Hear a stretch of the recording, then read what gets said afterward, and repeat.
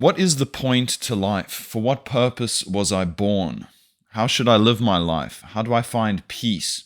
How do I find a relationship with the universe and God? Is God even real? I'm going to start with a question. Who are you? Yes, your name is Joseph or Josh or whatever, but who are you exactly? Maybe a better question to ask is, what are you?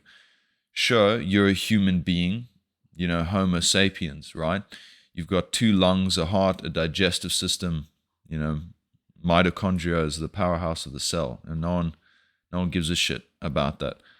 I'm talking about the fundamental structure of human experience, of your experience. I'm talking about the architecture that defines meaning specifically for you as a person. I'm talking about the script that God, that the universe itself placed upon your soul when you were born. That is the essence of Jung's psychology. The entire Jungian model revolves around the demonstrated existence of a factor in the psychology of every human being that represents their true essence and their true most complete nature. In other words, who they truly are at the most fundamental level. This is what Jung called the self, with a capital S. Now, in Jung's words, the self is not only the center, but the whole circumference, which embraces both the conscious and unconscious. It is the center of this totality, just as the ego is the center of consciousness. I'll say that again so that you understand it. It's important that you do. The self is not only the center, but also the whole circumference, which embraces both the conscious and the unconscious. You got it? So something else Jung said was, the self is our life's goal, for it is the completest expression of that fateful combination we call individuality. Now pay attention to what Jung is saying. He is saying that within each man lies not only purpose, but a purpose unique and inherent to his individual nature. This, of course, has immense philosophical implications, because it suggests that meaning and purpose are by no means created by the conscious will of an individual, but rather is discovered through journey and self-reflection. It exists prior to man's awareness of it. So typically, you could say that an individual of our modern culture holds the belief that his being is, for the vast majority, conscious in nature, and that the subconscious is merely a vestige of evolution responsible for muscle reflexes and memory retention. This, however, is profoundly untrue, especially in regards to the nature of meaning and purpose within a man. Indeed, if one considers the self to be the true image of purpose in a man's being, then we can say with confidence that coming to understand one's purpose is largely a process of encountering and understanding one's subconscious nature. This is because the self, as a factor, represents the entirety of the psyche, not just its conscious parts. That is why Jung differentiated between the self as the total personality and the ego as the conscious personality. As such, coming to encounter the self and therefore your true nature and purpose requires an encounter with your subconscious. However, by its very nature, this is an intimidating thing. There is usually a very good reason, at least from our conscious perspective, why we refuse to acknowledge the subconscious. An atheist says he cannot believe in God because it makes no logical sense. A young man that lives in his room says the outside world is too dangerous. However, doing so creates an innate conflict within the psyche. We cannot ignore our nature and suffer no consequence.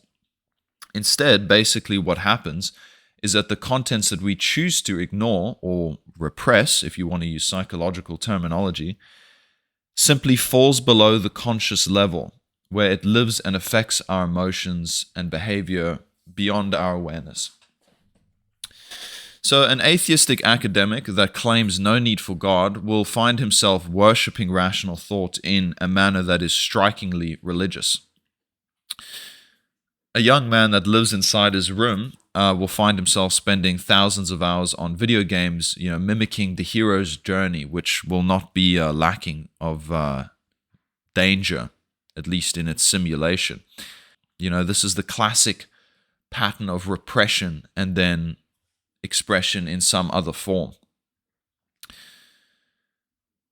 In order to understand ourselves and thereby approach the true nature of our psyche, and therefore the nature of meaning in ourselves, we must confront that which we cannot see consciously. The atheist must acknowledge his need for God. The young man must acknowledge his need for adventure. But doing so is scary. For the atheist to see God, he must admit some part of his ideology to be wrong. For the young man to find adventure, he must leave the safety and comfort of his room. This pattern of fear and confrontation defines the essence of individuation, which is to say, the process of coming to know one's self. This was captured most beautifully in Jung's words when he wrote the Red Book.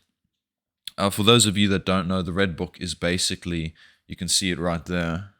It's on my shelf. It's essentially a psychological experiment that Jung conducted into the nature of the psyche, whereby he allowed his imagination to flow and he recorded his encounters and the entities he spoke to and so forth. And, in regards to the nature of fear and confronting who you really are, I think this passage from the Red Book is one of the most important, and I think it's worth a read. So, you open the gates of the soul to let the dark flood of chaos flow into your order and meaning. You are afraid to open the door. I too was afraid, since we had forgotten that God is terrible. Christ taught God is love, but you should know that love is also terrible. I spoke to a loving soul, and as I drew nearer to her, I was overcome by horror, and I heaped up a wall of doubt, and did not anticipate that I thus wanted to protect myself from my fearful soul. You dread the depths. It should horrify you, since the way of what is to come leads through it. You must endure the temptation of fear and doubt, and at the same time acknowledge to the bone that your fear is justified and your doubt is reasonable. How otherwise could it be a true temptation and a true overcoming? Christ totally overcomes the temptation of the devil, but not the temptation of God to good and reason. I have had to recognize that I must submit to what I fear, yes, even more, that I must love what horrifies me.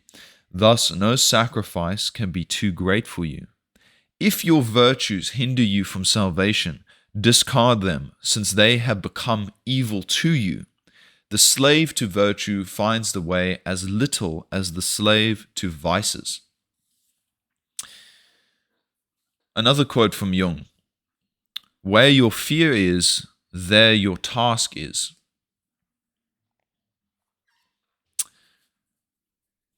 So what is fear? Fear represents something you want to run from. Fear is what you want to avoid. However, when it comes to understanding your true self, fear instead becomes a compass to follow, because that fear is often generated from an incompatibility between the conscious and unconscious mind, which, if we are to become whole, must be overcome. This is the essence of what it means to love yourself. Loving yourself does not mean to indulge in hedonism, weakness, and cowardice, which is the flavor of understanding that is held in some of our contemporary circles. Loving yourself means to acknowledge every aspect of your instincts, emotion, and being as a reality of what you are and what you cannot change. What's more, to recognize that these parts of yourself exist without twisting them to suit your weak spirit. I must refer here to my previous video on hedonism and suffering, as it relates directly to this concept. One quote I used from Nietzsche was as follows. Something might be true, although at the same time harmful and dangerous to the highest degree.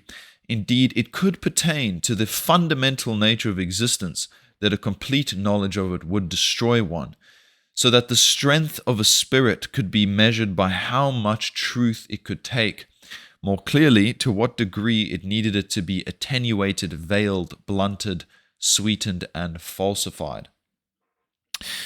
Thus, it could be said that a man develops to the degree that he is willing to confront fear. Without the capacity to do so, a man will be unable to look at the parts of himself that frighten, displease, or otherwise discourage him. It is easier in the short term to pretend you are something you are not, so that you may live in that illusion and avoid confronting your true self, which includes your inadequacies, shortcomings, and the desires that you may not want to see. But this ultimately is the life of a coward, and while in your immediate experience you will avoid challenge, your soul, your heart, and your true being will suffer greatly because you are living a lie. You are living as your ego and not as yourself. You are living as a coward and not as a warrior, not who you truly are. You might not even understand why something gives you fear or anxiety, but it is when you face something head on and look at it in the eyes that you will have an encounter with it, and out of the collision between your own being and that thing that you fear, you will learn so much about yourself and what you are. And because of that, your conscious ego will connect to the rest of your being in such a deeper way. And that is the essence, really, of what Jung called individuation, which he believed was the process of approaching the self, which is to say, who you really are, not who you want to be, not who you think you are, not who your friends think you are, who you really are. The true self, the total personality. But being able to confront fear and what you're scared of is only the beginning. The hero must confront the dragon, the beast, the predator that tries to consume him, which is to say, the subconscious that threatens to consume the ego. However, at some point, the hero encounters a problem that cannot be solved with the golden virtue of courage alone.